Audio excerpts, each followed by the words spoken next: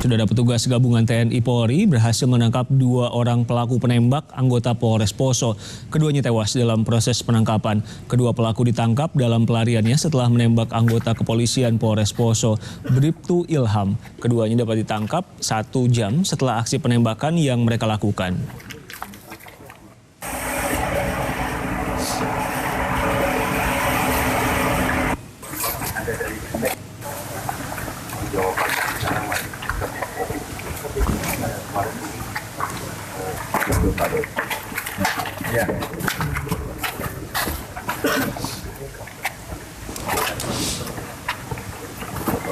Polisi menyebut kedua pelaku adalah anggota kelompok teroris Mujahidin Indonesia Timur pimpinan Ali Kalora. Keduanya terdiri dari Muiz Fahron alias Abdullah dan Ali alias Darwin Gobelo. Menurutnya kedua pelaku masuk dalam daftar pencarian orang atau DPO.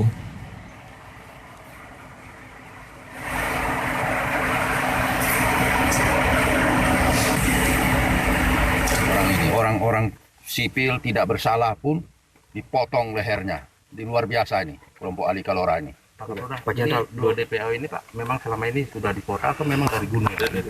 Ya, ini tentu deteksi kita, orang ini kan berpindah-pindah. Ya, berpindah-pindah. Kita bisa mendeteksi mereka.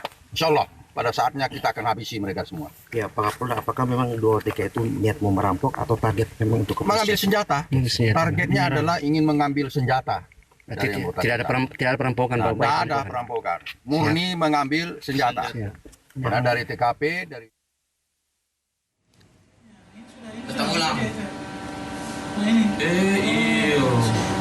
Penyerangan terhadap personel polisi terjadi di Poso, Sulawesi Tengah. 1 orang anggota kepolisian yang sedang bertugas di sebuah bank ditembak oleh orang yang tidak dikenal. Ini adalah detik-detik penembakan anggota kepolisian Polres Poso, Bribtu Ilham. 2 orang pelaku tiba-tiba datang dan menembak Bribtu Ilham. Tidak hanya menembak, pelaku juga sempat menganiaya anggota kepolisian itu. Kronologi penangkapan 2 pelaku penembak polisi di Poso, saya tanya langsung ke Kabid Humas Polda Sulawesi Tengah, Kombes Didik Supranoto. Pak Didik dengan Riko, selamat sore. Halo, selamat sore Riko. Pak Didik, jadi pelakunya 2 orang sudah ditembak, bisa ceritakan apa yang terjadi?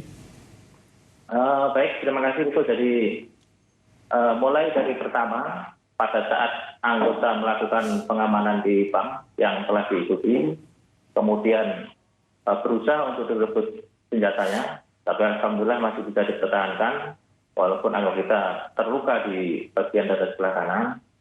Setelah kejadian itu, dilakukan pengejaran oleh tim atau pasukan yang tergabung dalam operasi Tinombala di Poso. Pasukan itu dari TNI dan Polri, kemudian dibantu oleh personel dari Polres Poso.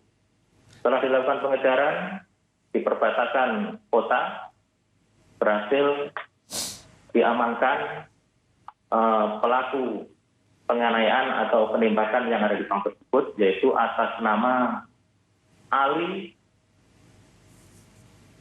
alias Darwin Gobel. Kemudian yang satu Muiz Fahron alias Abdullah. Dan kedua-duanya ini tergabung dalam Mujahidin Indonesia Timur. Dan masuk dalam DPO yang selama ini memang sudah kita incar atau kita kejar. Pak Didik, jadi mereka ini ingin apa? Motifnya apa? Merebut senjata saja? Karena tadi kalau kita lihat video dan penjelasan Anda, mereka tiba-tiba datang berusaha merebut senjata. Apa yang diketahui polisi sejauh ini? Nah, jelas karena mereka ini tergabung dalam kelompok Mujahidin Indonesia Timur, mereka turun untuk melakukan amaliyah. Dan sasarannya adalah kepolisian. Nah, saya kira yang sangat dibutuhkan mereka saat ini adalah persenjataan. Salah satu untuk mengambil senjata ya harus melumpuhkan pemegang senjata. Makanya mereka berusaha untuk melumpuhkan anggota kita yang sedang melakukan pengamanan di bank. Pak Didik, amaliyah itu maksudnya apa? Bisa cerita lebih banyak lagi, Pak?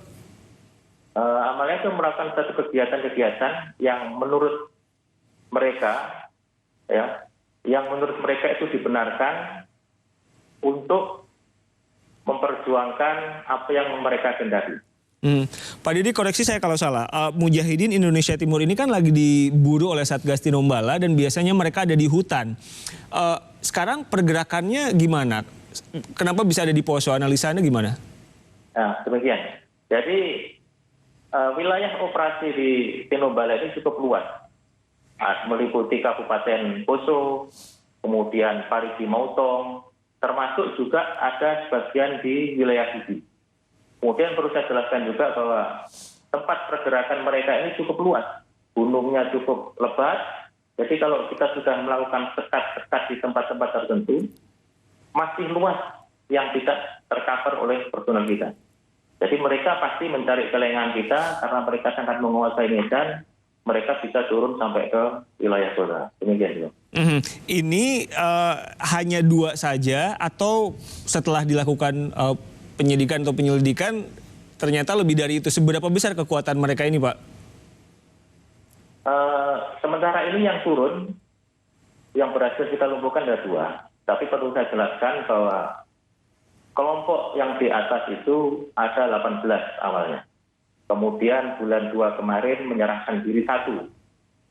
Nah, yang tadi siang tertangkap lagi 2. Berarti masih ada 15 lagi yang harus tetap kita buru sampai semuanya tertangkap. Demikian.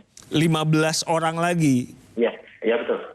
Oke, saat ini kondisi anggota kepolisian yang diserang seperti apa, Pak Didik? Saat ini kondisi anggota kita yang diserang, alhamdulillah sudah stabil dan sekarang sudah berada di rumah sakit Bayangkara yang ada di Palu. Jadi sudah dievakuasi dari yang tadi di Poso, kemudian sekarang sudah dipindahkan ke rumah sakit Bayangkara di Polda yang ada di Palu. Demikian. Nah, Pak Didik, ini kan kejadiannya siang hari bolong, koreksi saya kalau salah, kemudian ada bunyi tembakan di sana sini, warga juga melihat apa yang kemudian dilakukan kepolisian untuk menjamin bahwa keamanan tetap terjaga, karena kita tidak tahu dari 15 itu kan bisa jadi turun lagi. Ya, baik.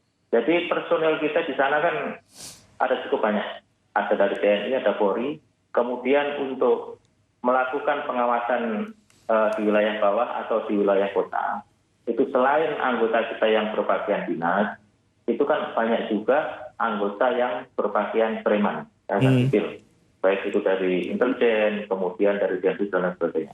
Jadi saya kira masyarakat di wilayah Poso tidak usah khawatir, karena personel kita juga berusaha semaksimal mungkin untuk menjamin keselamatan dari masyarakat yang ada di wilayah Poso.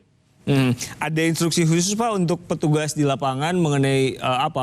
Maksud saya memperluas perburuannya, karena bagaimanapun juga kan ketika peristiwa ini terjadi, warga khawatir takutnya ada yang turun lagi.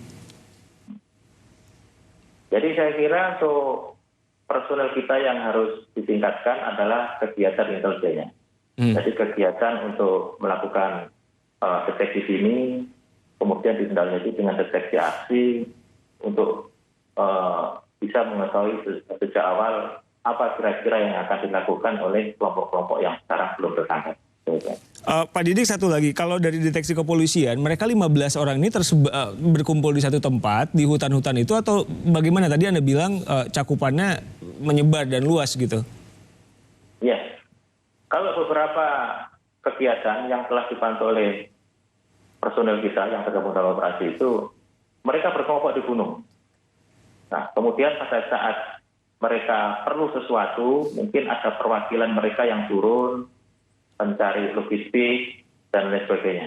Jadi mereka tetap pergerakannya di atas berkumpul, kemudian apabila ada perlu ke bawah atau cari logistik, mereka bisa berpencar untuk mencari keperluan tersebut.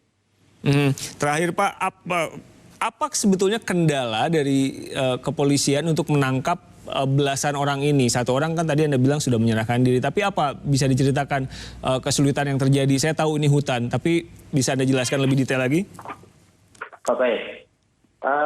Kesulitan dari pihak kepolisian untuk melakukan penangkapan adalah dalam hal penguasaan medan. Mereka setiap hari di sana, bertahun-tahun di sana, sementara personel kita kan selalu berganti. Nah, ini kendala pertama. Kemudian yang kedua, setiap perang gerilya itu pasti ada yang mendukung.